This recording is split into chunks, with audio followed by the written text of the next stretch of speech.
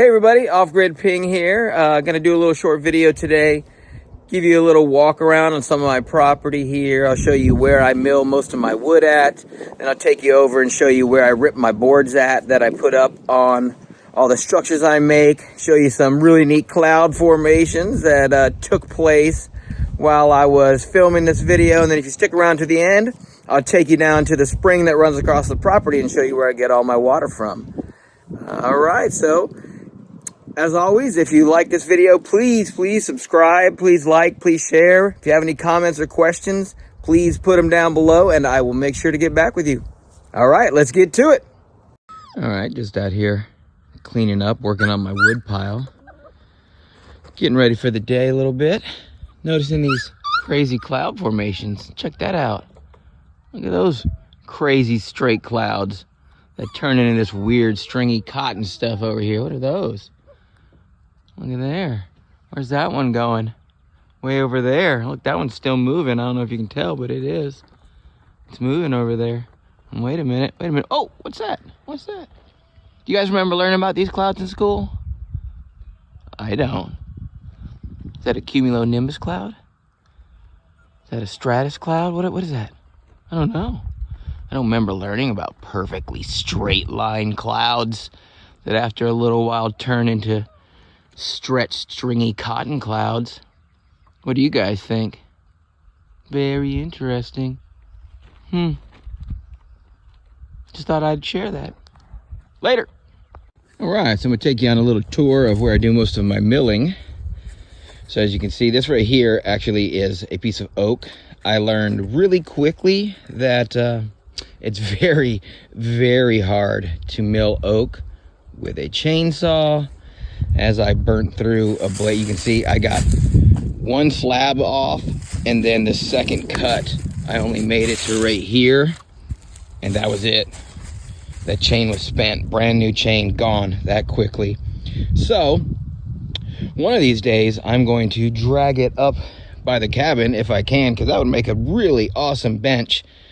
I can show you the other ones later on that are right out by my fire pit. I found that was the easiest way to make benches. So you can see most of the rest of the tree I've already cleaned up and taken up top and chopped up for firewood, but still got a lot left. That's another good thing about milling your own wood, is you never have a lack of firewood. As you can see, I still got some of the top of the tree left over here, so let's keep going.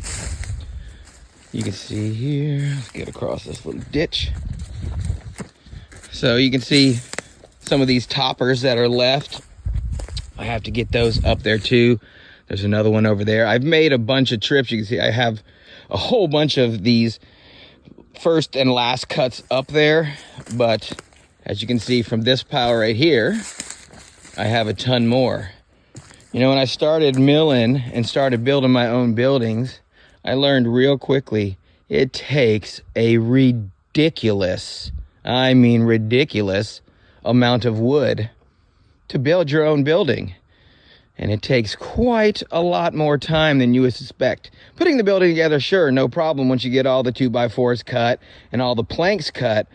But getting to that phase, man, you could spend, I don't know, probably a month, 2 months alone just milling the wood. But it's worth it because you don't have to pay for it. Really, all you have to pay for is gas and chainsaw oil and your time. And then you can make it yourself. As you can walk this way, you can see all this on the ground. That is all sawdust that is piled up from where I've cut all of these other trees. Goes all the way up this way here, and you can see I still got some little bit of trees that I have to clean out. Because man, that's probably another one of the most consuming time things, is to clean up the tops of the trees that you can't really use. There might actually be a piece still on there that I can use. A little crooked.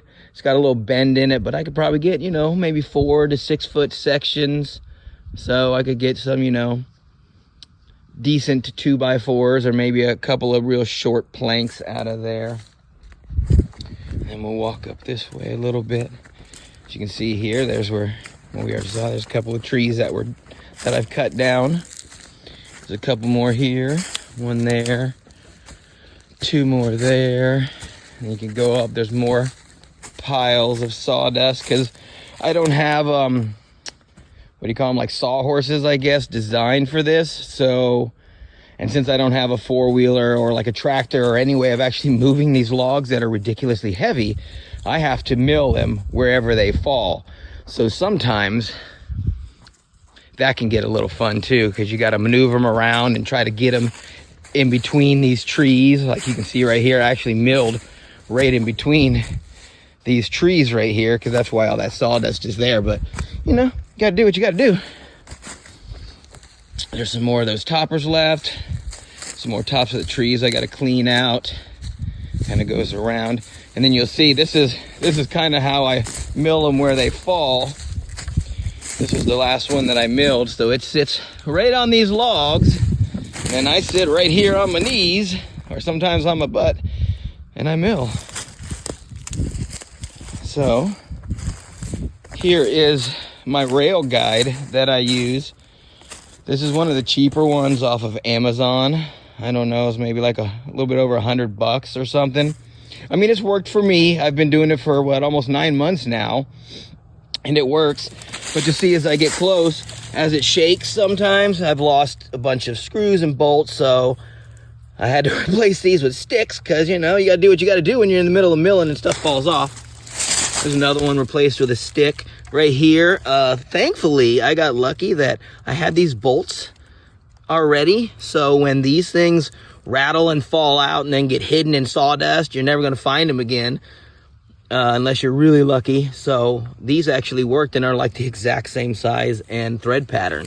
So I got super lucky on there, and you can see going down, that's what they are all the way. So basically with this guy, what you'll do is you'll put it on the top of the log, and then you'll level it out, and then so you'll use these things. All of these right here can move back and forth depending on sometimes if there's a little hump or something on top. You can move them down, and then you'll level them out using these screws that move up and down. And then for thinner, you know, for the thinner logs, you can use the inside. For the wider logs, you can use the outside ones. What I try to do is get it as low as possible to the log and level them out. Then once you get them leveled, you hammer in these little spikes right here. And then from that, you can adjust the height of your first cut.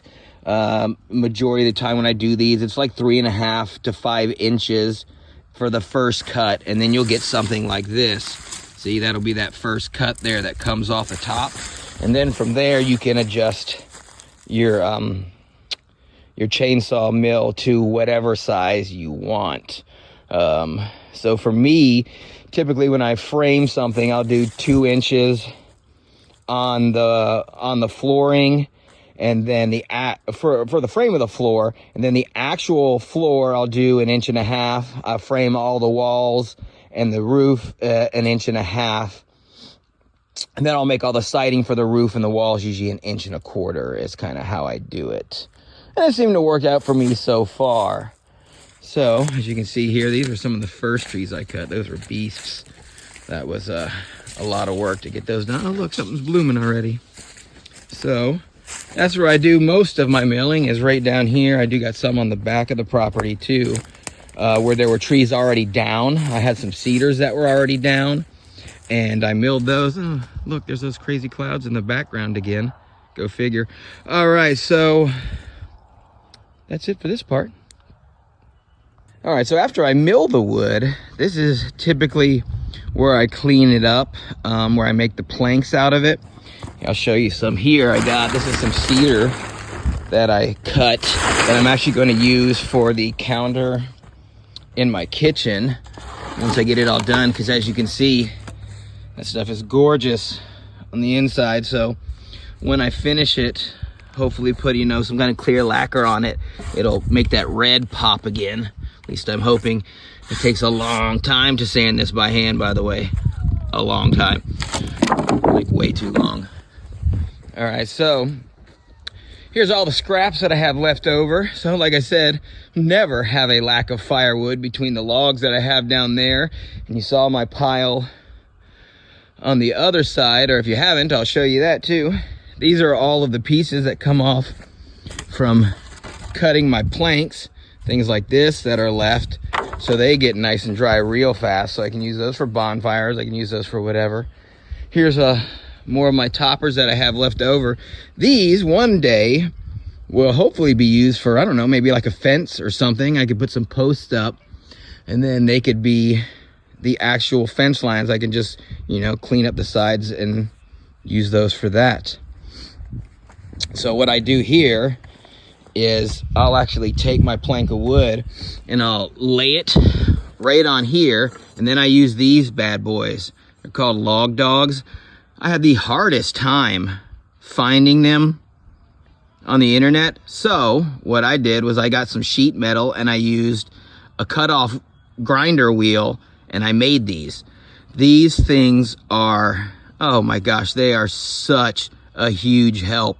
So what you'll do is you'll take, and you'll see where it's knocked in right there. You'll put your wood right there, knock the other side in, and then it can hang off this edge right here. And I take my chainsaw and I just cut the straight line, draw a chalk line, and I cut it with a chainsaw. So once I get another tree cut down here, we'll actually do some of that. So you'll be able to see that. You can see this is where all the sawdust ends up, right here in a giant pile that my dog then turns into a bed. But that, if I had, once grass starts growing again, if I can get some grass cut and get it collected, combine the grass with this sawdust, make some really nice compost.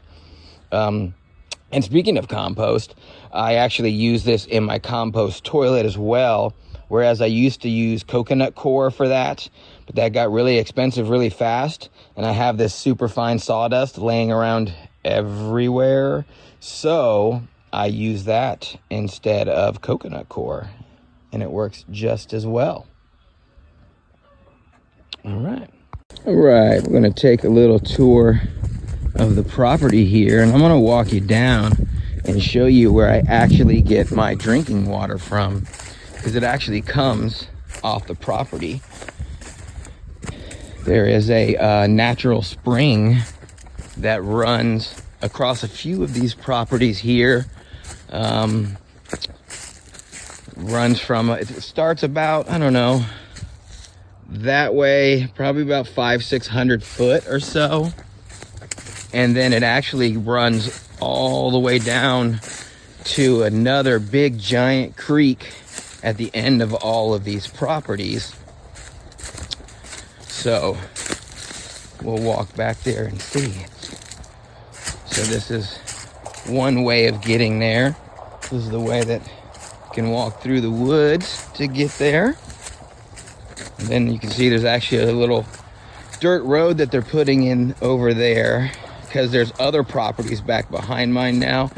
This actually used to be like a 200-acre plot of land, and the guy broke it up into smaller pieces and sold it out. So there are a few neighbors here already. I don't know, like 4 out of like the 25 properties total.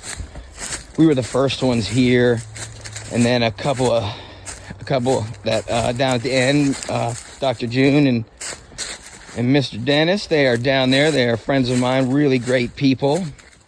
They are down at the front of the property, and then we got 2 other couples in the back, and then it looks like 2 other couples that are actually moving in finally down here. So here, we're almost there. All right, so here is the water where it flows, and it goes all the way down through those properties. So I'll show you where I actually collect mine at. Got up here. So right here is where I actually collect my water from. I actually started digging this out, and I had it dug out pretty good, getting it a little bit deeper so it would collect water more. But they put that stupid road in, and it washes out. There's Stella. Hey, Stella. Hey, Stella. Yeah, what are you doing? What are you doing? Stella is the mommy of all the babies you see running around. All right, so, but what happened is it washes all these rocks in, because the guy that made the road didn't put any ditches in. So every time it rains, the it just cuts ruts right through the road and washes it down, and then it all piles up all over the place. Because I'll walk over here and I'll show you all of this rock that's now in the creek, in the spring. So clearly I'm going to have to come back through and dig this mess out again. I've already done it once, but I'll do it again. No big deal. It is what it is, I guess. It's just more work that, takes away from everything else. So that's my little waterfall there where I collect my water, and then I run it through a Pure Well water filter, which I'll probably put that link on here. It's kind of like a Berkey water filter, except you don't have to take out a mortgage to buy it. So it's much more cost efficient. And then this is one of the little mini waterfalls I have. There's another one down that way more, which one of these days maybe we'll take a walk down there and see it. So that's where I get my water from. I've been drinking it for, 8 months now, and I'm still living, so that's good. I just want to do a little follow-up on those crazy clouds from earlier. See what happens when you fast forward a few hours later? Look what they look like. Huh. A nice, beautiful sky is just covered by all this dense clouds. Huh. Strange, isn't it? Just a couple hours later, and our straight line clouds turn into a complete blanket of the sky.